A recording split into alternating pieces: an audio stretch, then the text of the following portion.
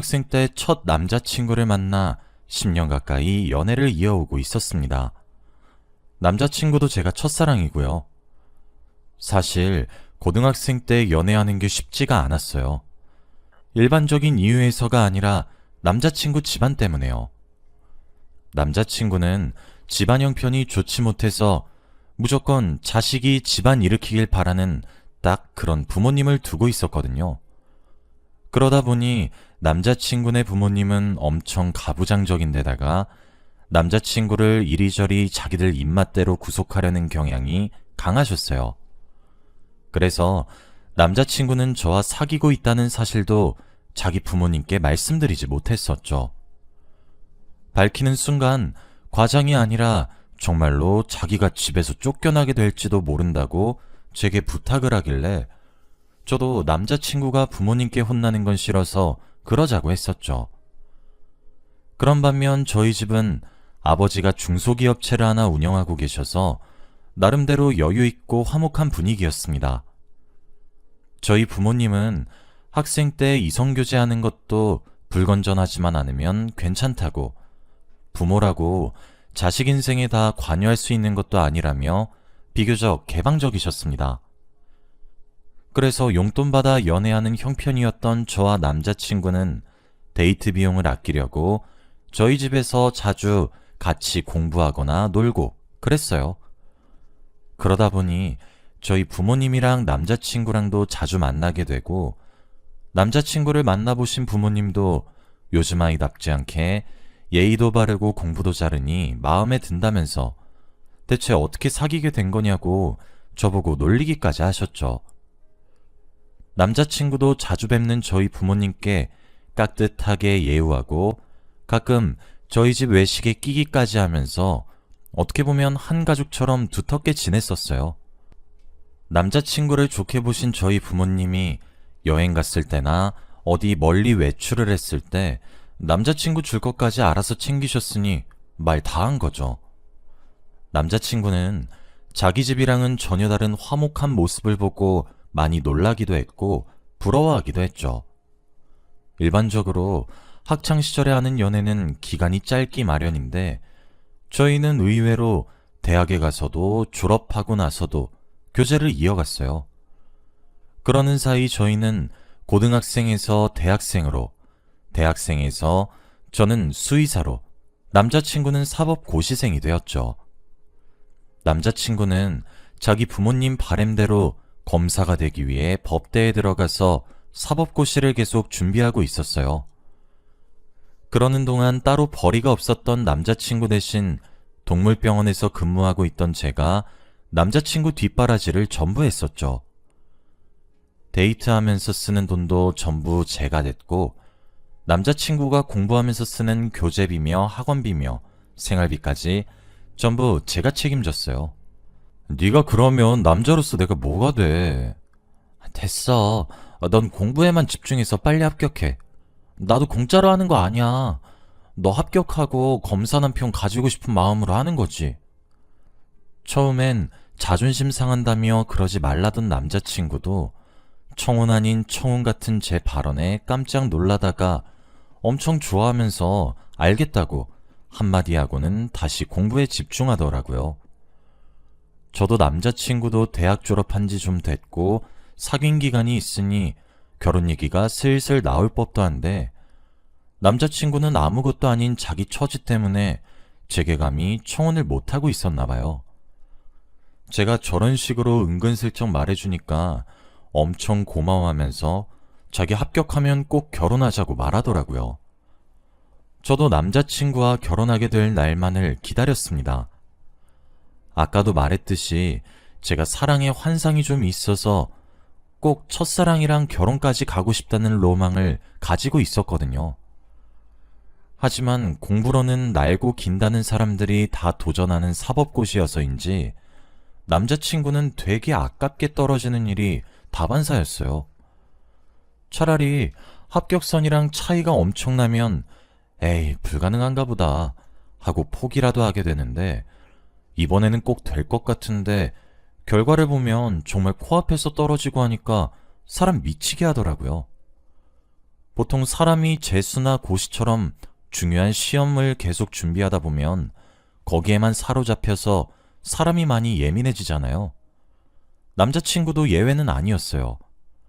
시험 공부가 너무 버겁다 보니까 다혈질로 변한 것 같기도 하고 별것 아닌 사소한 거 가지고 예민하게 굴더라고요.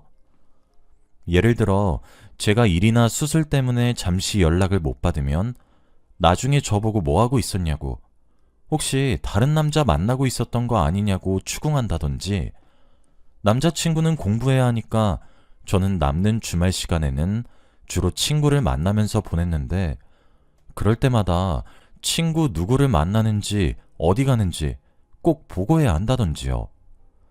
굳이 그게 아니더라도 일단 남자친구 시험 때문에 연락이나 잠시 얼굴 보는 시간 같은 것도 전부 남자친구 위주로 맞춰주고 있었어요. 주변에서 남자친구가 너무 올가매는 거 아니냐 해도 워낙에 중요한 시험이니까 내가 편의를 봐줘야지 하고 이해했습니다. 게다가 저는 사회생활하고 있는 데에 비해 남자친구는 아예 틀어박혀 시험만 준비하니까 당연히 옆에 저밖에 없고, 그래서 저한테 더 집착할 수밖에 없겠다는 생각이 들어 안쓰럽더라고요. 그렇게 우여곡절 끝에 남자친구와 제가 28살이 되던 해, 남자친구가 드디어 사법고시에 합격했다는 기쁜 소식을 알렸습니다. 솔직히 나이가 먹어갈수록 저도 사람인지라 불안함이 커졌는데 드디어 남자친구가 합격해서 결혼할 수 있다고 생각하니까 너무 기쁘더라고요. 저희 부모님도 마치 자기 아들이 검사가 된 것처럼 엄청 기뻐하시면서 남자친구를 호텔 레스토랑에 데려가 같이 축배를 들었어요. 이제 결혼만 하면 되겠다 생각하고 있었습니다. 저도 아버지가 차려주신 동물병원에서 수의사로 일하고 있었고, 남자친구도 이제 검사니까 더 이상 저희의 결혼을 가로막을 장애물 같은 건 없다고 생각했어요. 전 남자친구가 정식으로 제게 프러포즈하기만을 기다렸습니다. 그런데 몇 달이 흘러도 남자친구가 저희 결혼에 대해서는 입도 뻥끗 안 하는 거예요. 시험 합격하기 전에는 버릇처럼 나 합격하면 우리 결혼하자 하고 말했던 남자친구가요. 결국 기다리다 지쳐서 제가 먼저 남자친구에게 말을 꺼냈습니다. 근데 있잖아, 우리 결혼은 어떻게 되는 거야? 걱정하지 마. 나 자리 잡으면 서로 부모님한테 바로 말씀드리자. 전 바보같이 그 말만 믿고 또 하염없이 기다렸어요. 그런데 기다리다 보니 생각난 건데, 자리 잡게 되면 이라는 말은 결국 언제인지 확실히 모른다는 거잖아요. 애당초 자리 잡게 된다는 말이 정확히 뭐예요 대체? 답답해져서 제가 남자친구를 또 재촉했어요. 그랬더니 남자친구는 알겠다면서 자기 부모님께 말씀드려서 한번 인사드리러 가자고 약속하더군요. 정확한 날짜를 잡고 전 그날만 기다리면서 단정한 옷도 새로 사고 남자친구 부모님께 전해드릴 선물도 고르면서 만반의 준비를 다 했습니다. 솔직히 남자친구 부모님 마음에 들 자신이 있었어요. 집안으로 따졌을 때도 남자친구네 집안보다 나은 데다가 그저 그런 집안이 아니라 나름 국가에 공헌하는 중소기업체를 운영하고 있었으니까요. 게다가 저도 부모님 배경 믿고 인생 대충대충 산 거 아니고 열심히 공부해서 온전한 자기 병원 운영하고 있는 수의사였기 때문에 자부심을 가지고 있었습니다. 그런데 인생 한치 앞을 모른다고 남자친구의 부모님께서는 저를 마음에 들어 하지 않으셨습니다. 일단 수의사라 말하니 수의사란 직업도 잘 모르시는 것 같았고 동물 고치는 의사예요 하고 풀어서 설명해드리니 그까짓 개나 고양이 새끼 고쳐서 돈이 되냐면서 시큰둥하시더라고요. 요즘에 반려동물 키우는 사람이 늘어나고 앞으로도 촉망받는 직업이라고 열심히 설명했는데도 남자친구네 부모님은 하품만 하셨습니다. 그리고 저희 집이 회사를 운영하고 있다는 소리를 들으시고는 그나마 귀를 기울이시던데, 침구 관련 회사라는 거를 아시고는 이불 장사하냐면서 대놓고 비웃으시더라고요. 솔직히 기분 나빴어요. 차마 남자친구 앞이고 저보다 어른이니까 대놓고 분위기를 싸하게 만들 순 없었지만요. 남자친구도 나중에 그 일 가지고 자기 부모님이 너무 속물 같은 모습 보인 것 같다면서 자기가 대신 사과하더라고요. 사과만으로 기분이 풀리지는 않았지만 그래도 괜히 둘 사이에 있었던 일도 아닌 거 가지고 싸우고 싶지는 않아서 제가 너그럽게 넘어갔습니다. 그리고 이런 일이 있었다고 해서 남자친구와의 결혼 생각을 아예 접은 것도 아니었고요. 그런데 기어코 제가 보면 안 될 장면을 목격하고 말았습니다. 지금 생각하니까 오히려 제가 목격한 게 천운이었던 것 같아요. 저랑 각별한 사이인 이모가 몇 년 전에 미국으로 이민 가셨다가 잠깐 한국에 들어왔대서 머물고 있는 호텔에서 만나서 같이 밥 한 끼 먹기로 약속했거든요. 차 막힐 거 감안하고 일찍 출발을 했는데 예상외로 일찍 도착해서 호텔에 있는 카페에 앉아서 혼자 시간 죽치고 앉아 있었습니다. 그런데 저 멀리 입구에서 정장까지 차려입은 남자친구가 들어오는 거예요. 남자친구가 여긴 웬일인가 싶어 그쪽으로 다가가려고 일어나려는데 바로 입구 앞쪽 테이블에 혼자 앉아있는 여자한테 반갑게 웃으면서 다가가더군요. 옷에 걸친 거 하며 메고 있는 가방까지 멀리서 봐도 부잣집 아가씨라는 인상을 팍팍 풍기는 여자였어요. 가만 앉아서 지켜보니 처음 만난 사이인데도 어색하게 계속 웃는 거를 보니 어쩐지 선짜리 같은 느낌이 팍팍 들더라고요. 그날 이후 바쁘다는 핑계로 저와의 결혼 얘기는 계속 미루고 있던 주제에 저 몰래 다른 여자랑 선을 보고 있다는 걸 알게 되니 부하가 치밀었어요. 그러다 문득 내가 잘못한 것도 아닌데 왜 숨어서 이걸 지켜보고 있지 않은 의문이 들어 당당하게 그쪽으로 다가갔습니다. 남자친구는 제 얼굴을 보고 하얗게 질려 말까지 더듬고 여자는 아는 사람이냐며 남자친구에게 묻더라고요. 네, 제가 이 남자 여자친구 되는 사람이거든요? 죄송한데 혹시 지금 뭐 하는 건가요? 하고 제가 말하니 상대 여자는 어이없다는 듯 남자친구를 보다가 뭐 이딴 망신이 다 있냐며 자기 앞에 놓인 물을 냅다 남자친구에게 끼얹고 그 자리를 떠나더라고요. 남자친구는 어푸하면서 얼굴에 있는 물을 닦아내고 자기를 잔뜩 노려보고 있는 제게 해명하기 시작했습니다. 자기 부모님이 저와의 결혼을 반대하고 있고 자기는 싫다고 하는데도 자꾸 다른 여자랑 선을 잡아서 그동안 다 무시했다가 자꾸 이런 식으로 부모 체면 깎아먹을 거냐고 이번 한 번만 선자리에 나가기만이라도 해달래서 정말 이번 한 번만 나온 거고 처음 나온 거라고 하더군요. 저한테 미리 말할 수도 있었겠지만 이해해줄 것 같지도 않았고 상황 설명을 하려면 부모님이 결혼을 반대하고 계시다는 이야기를 해야 하는데 그러면 제가 상처받을까봐 걱정돼서 말 못했다고요. 남자친구가 거짓말하고 있는 것처럼 들리지는 않았어요. 남자친구 부모님께 너무 실망했죠. 남자친구는 최대한 부모님 심기를 거스르지 않는 선에서 저와 결혼하려고 노력하는 중이니 제발 자기를 믿어달라고 애원했어요. 남들이 보기엔 답답하다고 할 수 있겠지만 그렇게 말하는 남자친구의 눈빛은 진심 같아서 한 번 더 믿고 싶어졌어요. 다행히 남자친구는 그 후로 전처럼 결혼 이야기를 회피하지도 않더군요. 저를 반대하시던 자기 부모님도 어떻게 구워 삶았는지 이제야 두 집안 사이에서 진지하게 결혼 이야기가 오고 갔죠. 그런데 남자친구 부모님이 검사면 대기업 회장 사위까지도 될 수 있는데 자기 아들이 때를 써서 손해보는 결혼하게 됐다면서 솔직히 자기 아들 검사로 제대로 키워낸 값은 톡톡히 받아야겠대요. 그러면서 자그마치 제게 10억을 요구하셨어요. 처음에 그 소리를 듣고는 정말 헛웃음밖에 안 나오더라고요. 고등학생 때부터 남자친구와 사귀어오면서 남자친구가 자기 부모님에 대해 얘기해준 게 있어서 아는데 사실 남자친구 부모님은 남자친구한테 해준 게 뭐 없거든요?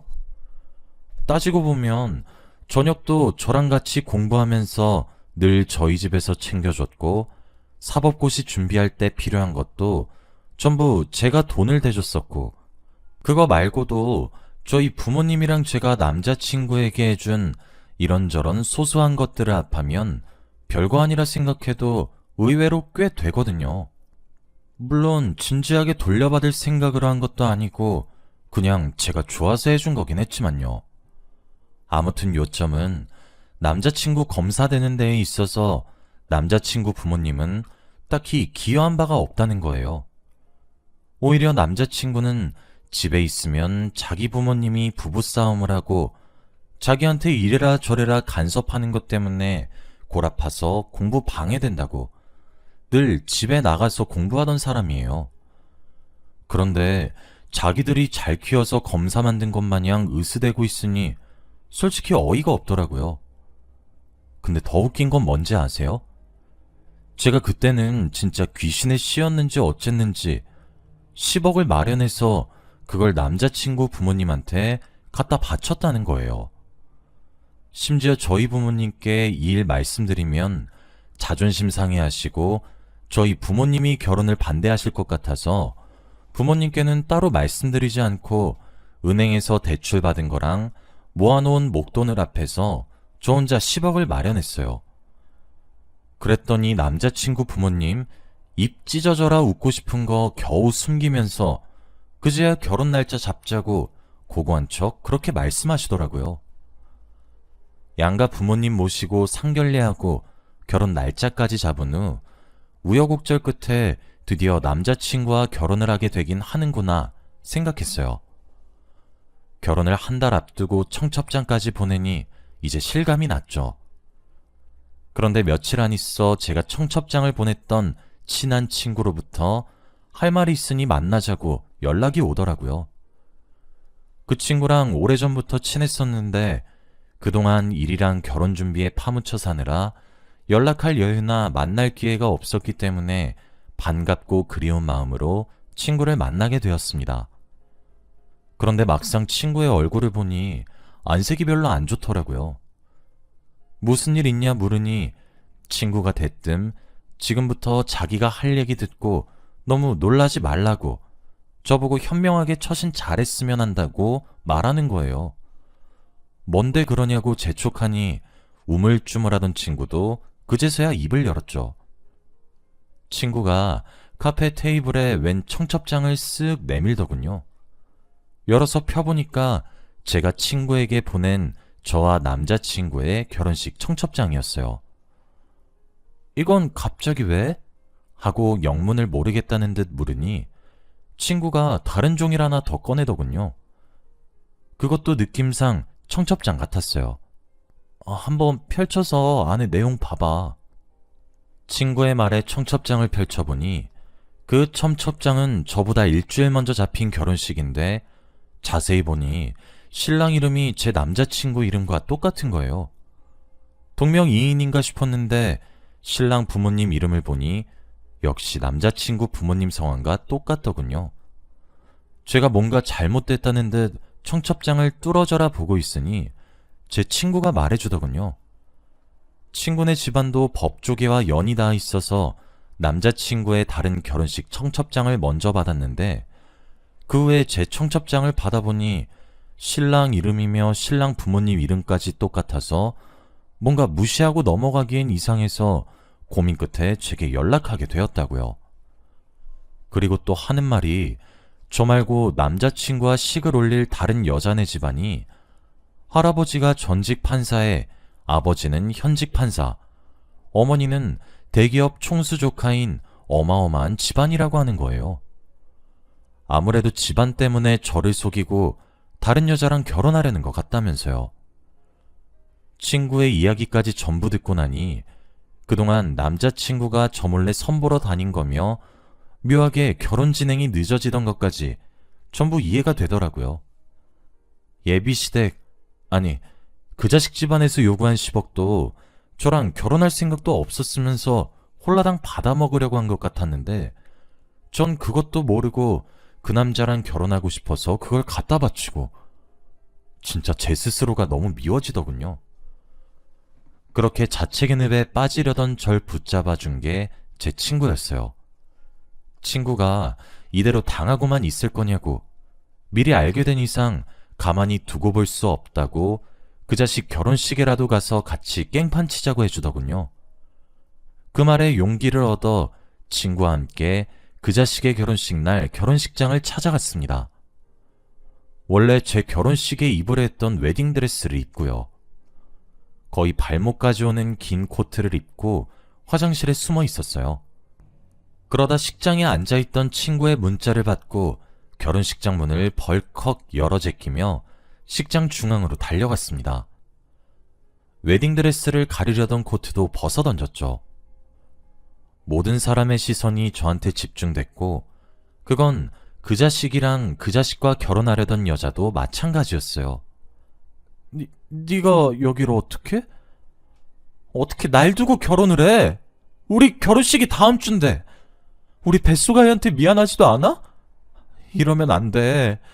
그동안 너 판사 만든다고 우리 집 재산 축낸 거 하며 너희 부모님이 우리 결혼 조건으로 나한테 10억 요구하셔서 그거 내가 갖다 바친 거 알고는 우리 엄마 아빠 지금 쓰러져 계시는데 어떻게 이럴 수가 있어? 네가 사람이야? 제가 식장이 떠나가라 오열하는 척하며 큰 소리로 그 자식에게 외쳤습니다. 기왕 깽판 치는 거 제대로 하려고 어느 정도 각색을 거쳤던 내용인지라 모든 사람들이 눈을 땡그랗게 뜨면서 저와 그 자식을 번갈아 보더라고요.